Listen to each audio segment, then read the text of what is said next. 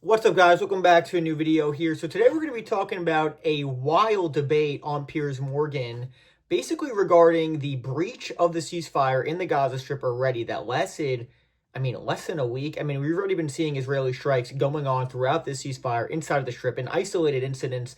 But now, over the last couple of days, we've seen a number of strikes that have killed dozens of Palestinians. You saw a couple of Israeli soldiers who were killed.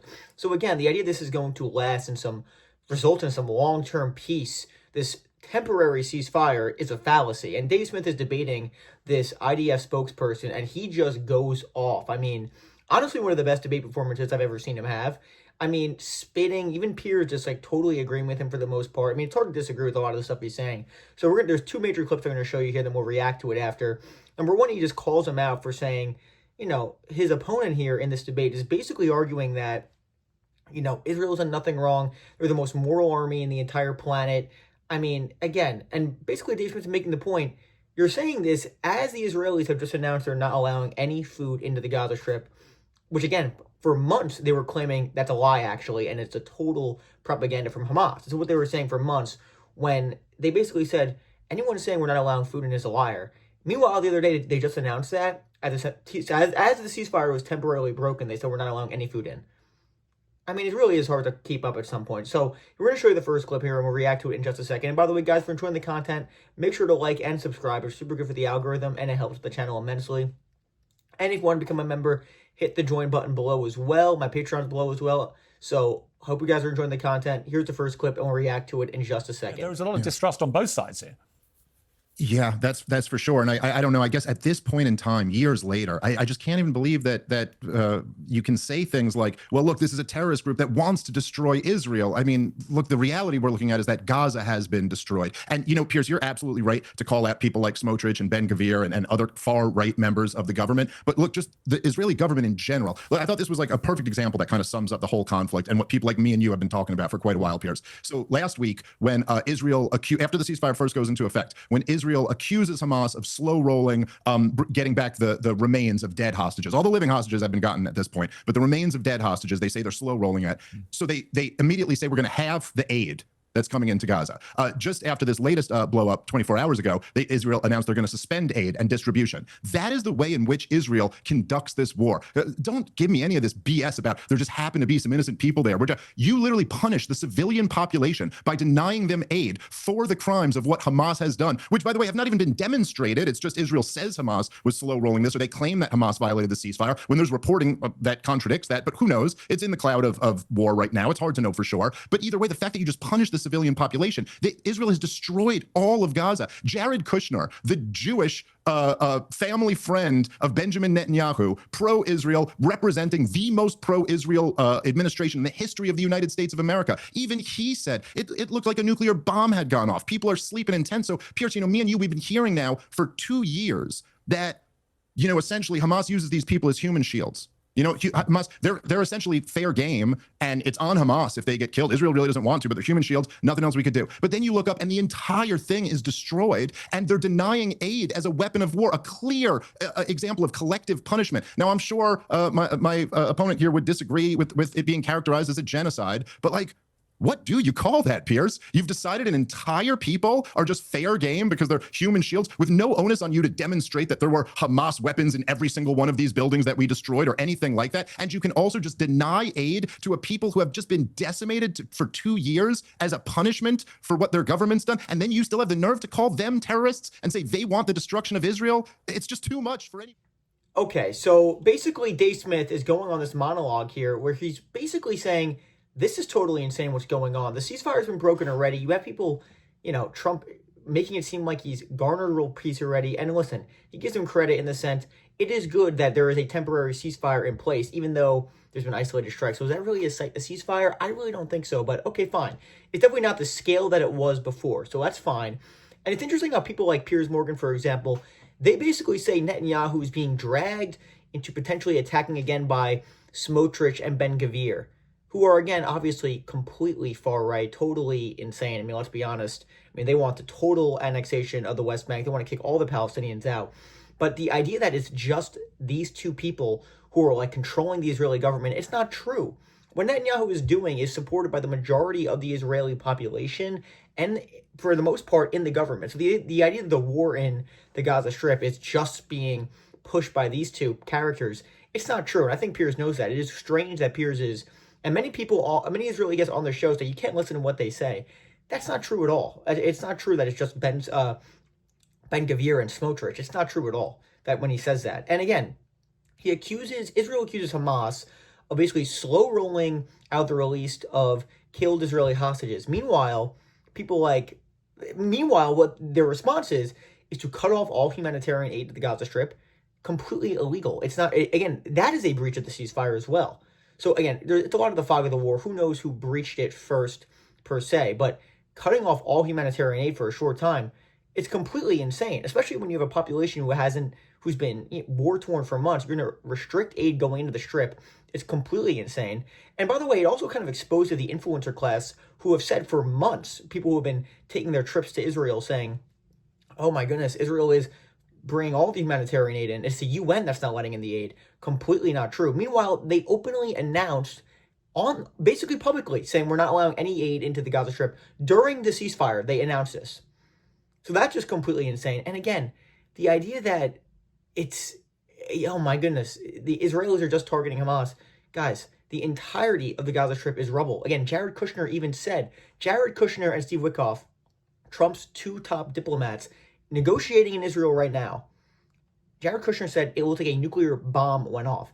The idea that every single home inside of the Gaza Strip is booby-trapped, I mean, come on, guys. It's obviously absurd, okay, that Hamas is in every building. Totally absurd. And again, the idea that Israel's about to rebuild the Gaza Strip right now, it's not going to happen, which is why I think you're going to see a resumption of the conflict at some point or the other. Maybe, hopefully, in the short term, we don't see that, but there's no question right now, the entire place is rubble. Where are these Palestinians whose houses have been destroyed? Where are they even going to go? It is a wasteland what's happened there. And that's the point Dave Smith is making, okay? This is totally insane what's been going on. And again, it just gets more crazy. We're going to show you the next clip here of Dave Smith and Piers Morgan jumping in, basically ripping the government of Israel, saying this is totally insane what's going on. And frankly, it's kind of way overboard, obviously, and they don't see this lasting in the long term. So the ceasefire, and we've already seen major breaches of the ceasefire, which is why I'm very skeptical of a long-term peace. So here's the second clip, and we'll react to it in just a second, of Dave Smith going off on this and the IDF spokesperson here. So here's the clip, and we'll talk about it in just a minute. Related to running Hamas, I get that. Yeah, I don't think it's intellectually honest to say the scale of Israel's response has been massively disproportionate. The two things can be equally true.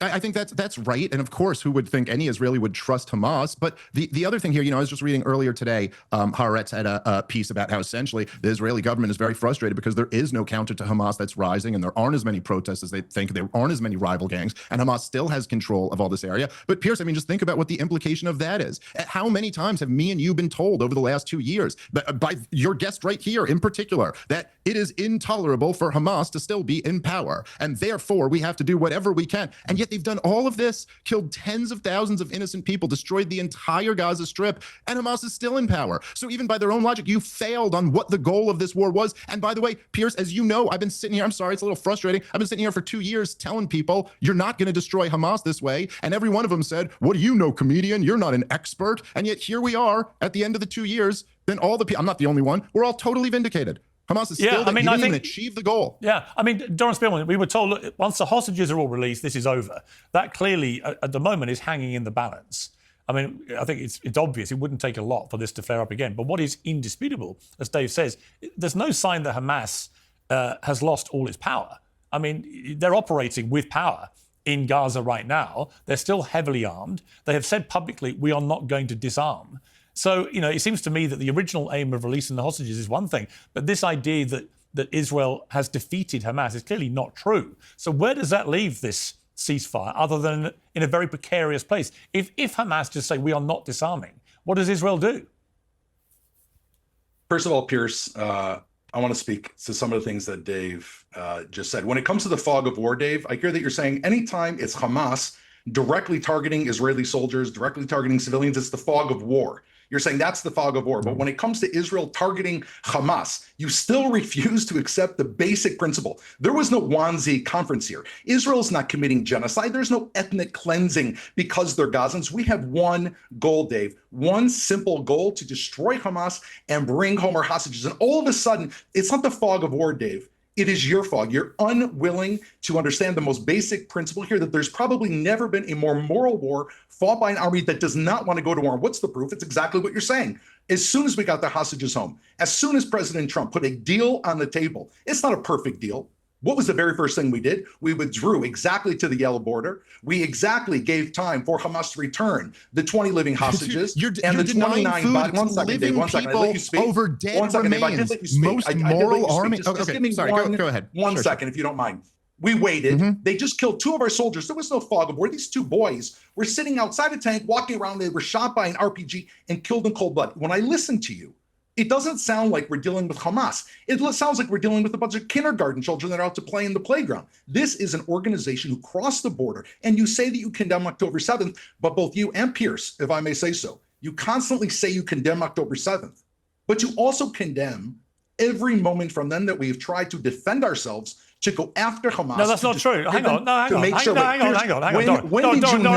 Doran, you can't say that about me. I'm sorry. For many, many, many months, after this started, I repeatedly was attacked actually by pro-Palestinians because they felt that I was giving too much license for Israel to exercise its right to defend itself, which I felt was a duty, a moral duty to its people, because Hamas has said we're going to keep trying to do this. And they had an absolute right to defend themselves. Do we not have a moral duty now, Piers? My criticism of the Israeli government and its strategy really became a lot more critical this year, at the start of this year, when I began to see that it was not achieving its goals. It wasn't getting Hamas destroyed. It wasn't actually getting the hostages released. It was leading to what I think are going to end up being categorized as war crimes, like the 3-month blockade.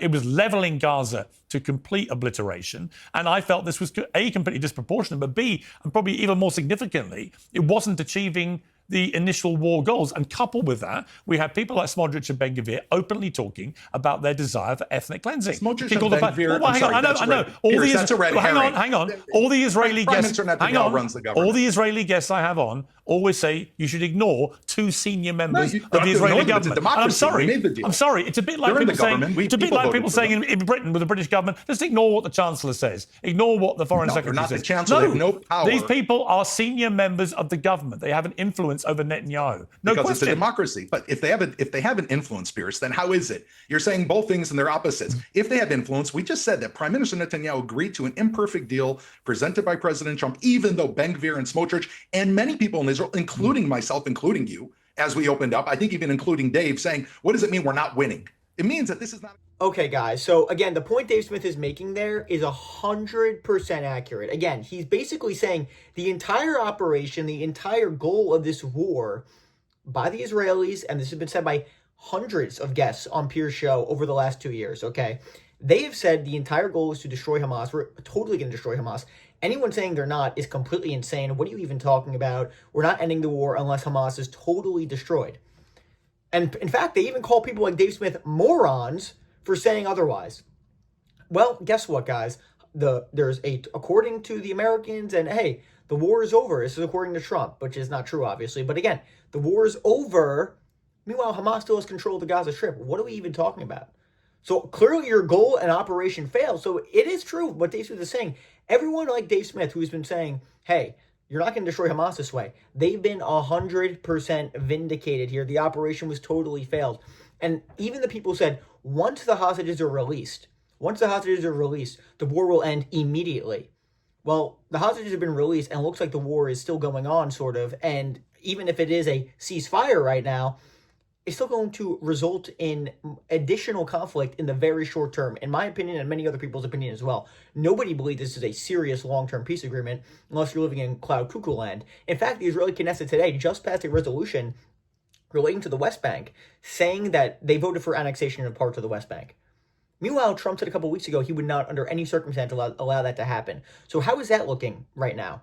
Not looking very accurate, is it? And again, Hamas has said they're not going to disarm as well, which was, again, a key condition the Israelis needed in the ceasefire agreement, which they're not going to do.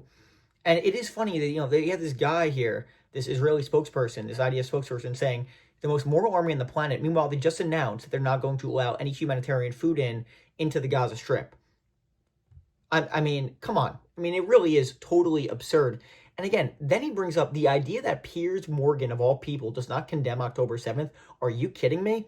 It was literally a meme. Do you condemn Hamas because of how much he asked the pro-Palestinian guess that for months since after the conflicts first started? So the idea that Piers Morgan doesn't condemn October 7th, which is the implication, clearly the implication the Israeli spokesperson was making, is utterly ridiculous, okay?